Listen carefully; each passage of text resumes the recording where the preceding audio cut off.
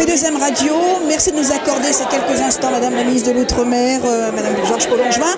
On a écouté avec beaucoup d'attention votre discours. Vous avez parlé de mots, les mots qui s'envolent, l'amour des mots. Mais moi, je vais vous poser une autre question. L'amour des mots, pour vous, lorsque vous écrivez, est-ce que c'est aussi à la fois poétique lorsque vous faites un discours à l'Assemblée nationale? Non, je ne me permets pas de faire des choses très poétiques, puisque chacun a un petit peu sa manière d'être et ses compétences. J'adore la poésie, j'adore lire la poésie, mais je suis consciente de ne pas être moi-même poète et je préfère faire des choses qui soient à mon niveau. Donc c'est vrai que quand j'écris, j'essaye de faire des choses qui soient structurées grammaticalement, qui expriment précisément ce que j'ai envie de dire, mais en même temps, j'essaie de ne pas me piquer de poésie. Il y a tellement de gens qui écrivent bien qu'il vaut mieux ne pas faire à leur place. On m'a donné un petit clin d'œil à Madame Taubira qui est très poétique lorsqu'elle fait ses discours. C'est pour ça que je me suis permis de vous poser ce type de questions. C'est vrai que Christiane est une oratrice hors pair, mais justement, vous savez, dans la vie, on est heureux quand on fait ce qu'on sait faire. Et par conséquent, moi, j'essaie de ne pas essayer d'être une grande poétesse. Madame la ministre, les 100 ans poétiques, on a parlé d'Édouard Glissant, Franck Etienne qui a 80 ans. Cette écriture, comment vous la percevez aujourd'hui ?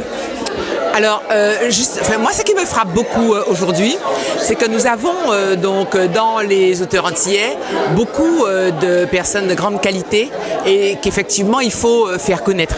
Et j'étais contente qu'aujourd'hui, on est ouvert sur Haïti avec Franck Etienne. Mais aujourd'hui, les poètes d'aujourd'hui, ce sont souvent justement des jeunes qui font du slam. Et quand on entend des compétitions de slam, on se dit que ce sont effectivement ceux qui permettent à la poésie aujourd'hui d'être largement diffusée dans les milieux jeunes. Par conséquent, je crois qu'il faut prêter attention à ce phénomène qui, me semble-t-il, même pour nous qui sommes des adultes, n'a peut-être pas la place qu'il pourrait avoir dans la poésie. Quels sont vos auteurs, les poètes qui vous ont nourri pour faire d'aujourd'hui la femme que vous êtes au Parlement? Écoutez, moi j'ai plutôt une culture assez classique, donc c'est plutôt les romantiques, Baudelaire, Apollinaire, etc. Et sur les poètes ultramarins, évidemment, Césaire est pour moi vraiment le maître incontesté. Damas aussi, j'aime bien, mais qu'il a une forme d'ironie tout à fait mordante. Mais de toute manière, j'aime bien découvrir. Et récemment encore, quand je suis allée au Salon du Livre, j'ai pris des livres et notamment des poètes de Nouvelle-Calédonie. Et j'ai eu le sentiment d'avoir un petit peu ouvert l'esprit ou ouvert les yeux sur, là encore, des talents inconnus. Et de Pestre, vous le connaissez? Oui, mais je trouve que de Pestre, souvent, en quelque sorte, c'est de la prose poétique, si vous voulez. Davantage, Adriana, etc., ce sont des choses qu'on aime bien, mais c'est vrai que je n'y pensais pas en tant que poète.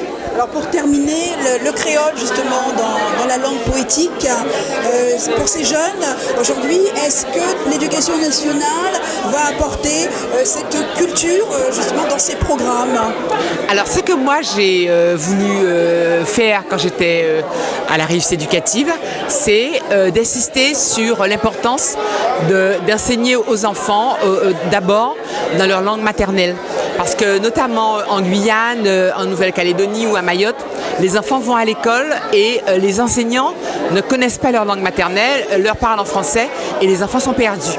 Donc nous avons insisté sur l'intérêt de structurer d'abord la pensée de l'enfant et son langage dans sa langue maternelle et ensuite simplement de lui faire passer au français.